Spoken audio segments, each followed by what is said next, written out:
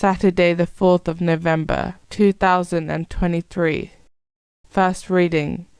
Reading from the book of Romans. Let me put a question. Is it possible that God has rejected his people? Of course not.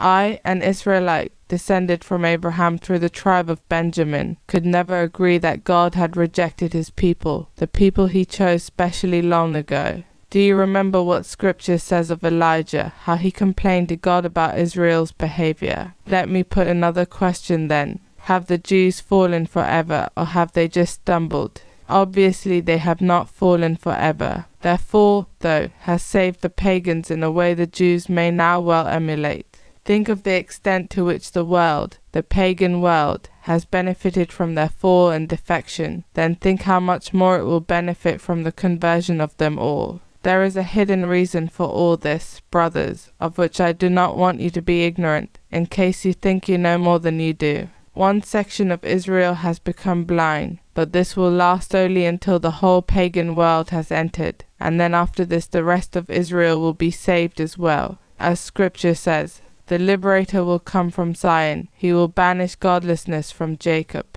And this is the covenant I will make with them when I take their sins away. The Jews are enemies of God only with regard to the good news, and enemies only for your sake. But as the chosen people, they are still loved by God, loved for the sake of their ancestors. God never takes back his gifts or revokes his choice.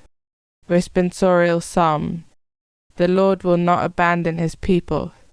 Happy the man whom you teach, O Lord, whom you train by means of your law, to whom you give peace in evil days. The Lord will not abandon his people.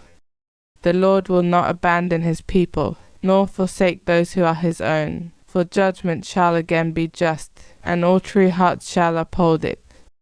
The Lord will not abandon his people. If the Lord were not to help me, I would soon go down into the silence. When I think, I have lost my foothold, your mercy, Lord, holds me up. The Lord will not abandon his people. Gospel acclamation. Alleluia, alleluia. Let the message of Christ, in all its richness, find a home with you. Through him give thanks to God the Father. Alleluia. Gospel. Reading from the book of Luke.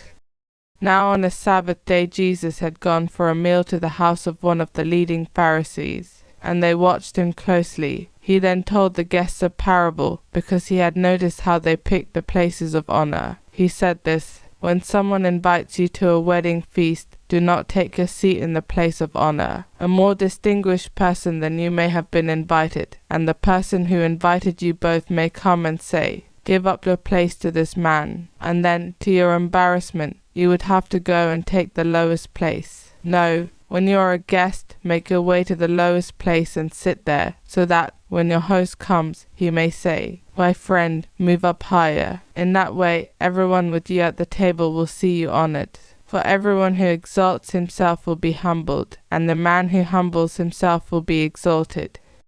Gospel of the Lord.